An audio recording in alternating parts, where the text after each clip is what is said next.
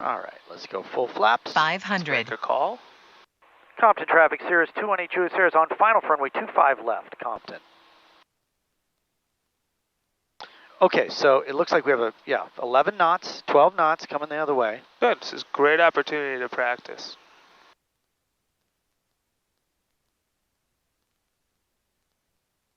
See how the plane points towards the source of food? Yes. Good. So come down. Good. Right rudder. See how we're pointing? Right rudder. Hold on. See, it wants to flare up. Right rudder. I got the right rudder, Good. yeah. There you go. Beautiful. Still Beautiful. floating. There Still it is. floating. Look at that. You saw the pitch back? Yeah. There you go. Beautiful. You saw the right rudder with the pitch back? Yeah. Back pressure? Yeah. That's it. You saw how smooth that landing was? Yeah, because you were helping me. Well, I'm trying to give you an idea of what we need to do. Does that cement through your head now? You get it? Yeah, you were basically on one wheel. Correct. You want like to touch down on the left, on the side from the wind that the wind's coming from. Compton traffic, 218 Cirrus clear of the active runway 25 left. Compton taxi back 25 left. How'd that feel? Different, yeah. I mean, you were basically on one wheel. Did you feel the rudder? Yeah, I mean, let me just configure. So, you were on we were on one wheel for like 3 or 4 seconds just like this. Correct. A perfect crosswind landing is you want to touch down on the side that the wind's coming from first. Uh-huh. Because your aileron is dipping to keep center line. Uh-huh. Make sense? Yeah. Felt that right rudder amount? Yeah, it was, yeah, I mean, it was basically like, Whatever. It was almost like you were keeping the plane, the right wheel off the ground, for as long as possible, almost in a way. It's like really interesting. We pitched back enough, right? We touched down on the main. Right. We didn't 3-point it. The reason we floated halfway down the runway was because we had a lot of energy, not because of tailwind. There was no tailwind when we came in. We just came in with a lot of energy. Right. Okay. But the landing itself, the inputs, how much right rudder do you need on a crosswind landing? Here's the answer, John.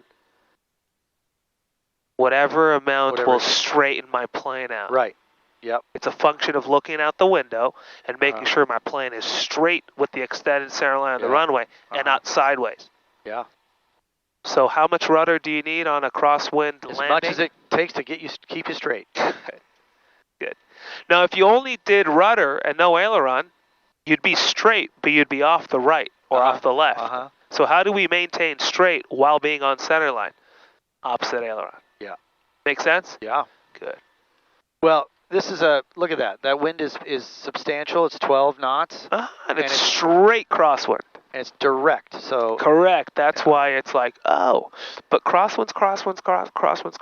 We would be using the same technique with a 40-knot crosswind, just a little more input. Yeah, exactly. That would be, that's really interesting.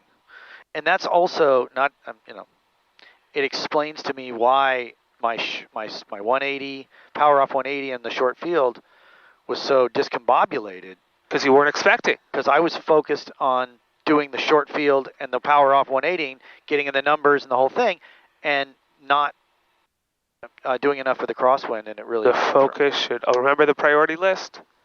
Yeah. First, we make sure... You know them? I don't. Oh, I thought you just knew something. No, they just waved.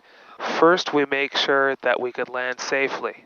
Once you have a safe landing in the bag, do whatever you're training as well, but don't compromise a safe landing. Right. With trying to get a short field or a power off 180. Yeah. Right. We talk about it a lot.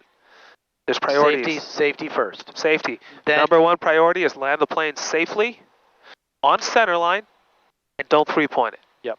And be straight. Yeah. If that's all in the bag, sure, show me the numbers. Yes. Right? And that's what we're realizing.